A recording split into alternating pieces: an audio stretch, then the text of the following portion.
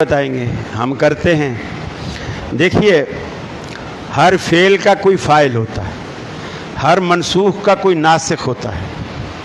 اگر رفع الیدین مثلا ہم کہتے ہیں سابقہ کتابیں منسوخ ہو گئی, تو ان سابقہ کتابوں کو کس کتاب نے آ کے منسوخ کیا؟ قرآن مجید نے. ہم کہتے ہیں سابقہ انبیاء کی نبوت منسوخ ہو گئی, ان کو کس کی نبوت نے منسوخ کیا؟ محمد رسول اللہ صلی اللہ علیہ وسلم نے.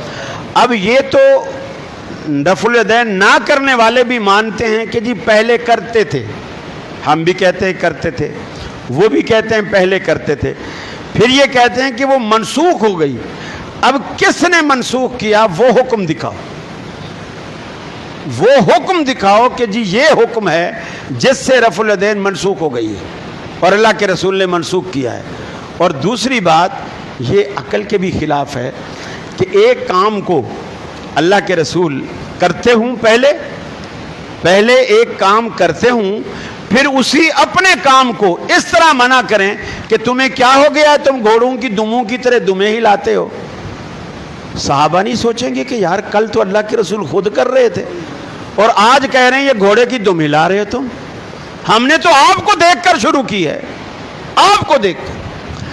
وائل ابن حجر رضی اللہ تعالیٰ عنہ اسلامک ہسٹری میں, صحابہ کرام کی زندگی میں سب سے آخری دور میں اسلام لانے والا صحابی ہے حضرت وائل ابن حجر. جسٹس تقی عثمانی نے اپنی کتابوں میں, درس بخاری میں جگہ جگہ بیان کیا اس بات کو کہ وائل ابن حجر آخر میں ایمان لانے والا صحابی. اور رسول اللہ صلی اللہ علیہ وسلم کے آخری سال, رسول اللہ صلی اللہ علیہ وسلم کے آخری سال 2 دفعہ وائل ابن حجر کی ملاقات ہوتی ہے. آخری سال 2 دفعہ ملاقات ہوتی ہے.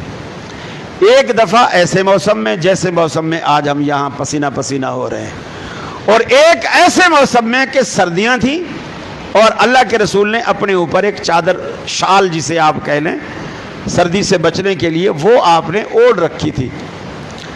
حضرت وائل ابن حجر کہتے ہیں میں جب گرمیوں میں آیا, اللہ کے رسول کی نماز کو دیکھا کہ آپ جب نماز شروع کرتے تھے اس وقت, اور جب رکوع کو جاتے تھے اس وقت, اور جب رکوع سے اٹھتے تھے اس وقت, اور ایک روایت میں ہے جب آپ تیسری رکعت کے لیے کھڑے ہوتے تھے اس وقت آپ اپنے ہاتھوں کو کندھوں یا کانوں کے برابر تک اٹھایا کرتے تھے. پھر کہتے ہیں سردیوں میں میری آخری ملاقات اسی سال, رسول اللہ صلی اللہ علیہ وسلم کا دنیا سے رخصت ہونے کا آخری سال, آخری سال میں میری 2 ملاقاتیں ہوئی, ایک گرمی میں ایک سردی میں.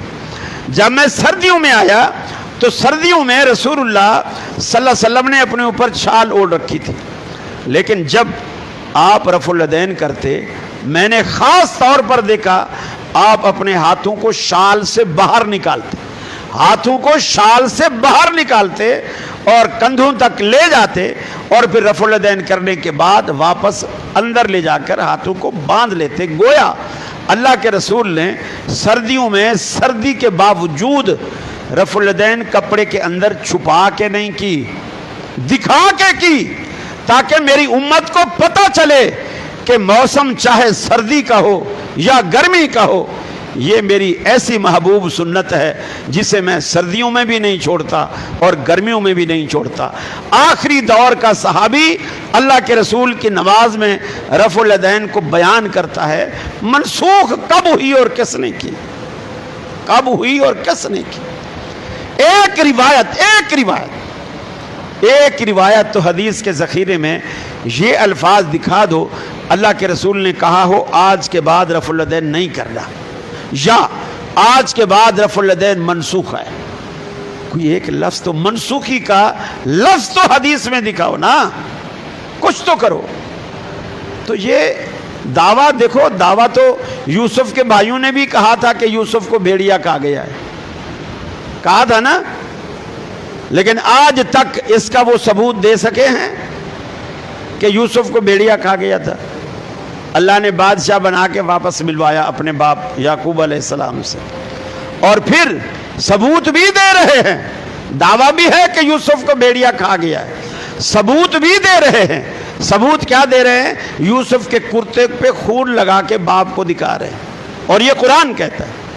باپ کو دکھا رہے ہیں یوسف کے کرتے پہ خون لگا کے، اب ثبوت بھی دکھا رہے ہیں، لیکن قرآن کہتا ہے ان کا دعویٰ بھی جھوٹا تھا، ان کا ثبوت بھی جھوٹا تھا۔ ارے وہ جھوٹا صحیح، تم دکھاؤ تو صحیح نا، دکھاؤ تو صحیح کہ منسوخی کی یہ حدیث ہے کہ آپ نے فرمایا آج کے بعد رفع الیدین نہیں کر رہا۔ کم از کم میں اپنے حد تک میں یہ آپ سے وعدہ کرتا ہوں، آپ حدیث لے آئے میں آج ہی ترک کروں گا، آج ہی ترک کروں گا۔ اللہ کے رسول نے منسوخ کر دی ہو اور ہم کرتے بھی رہے، یہ کیسے ہو سکتا ہے؟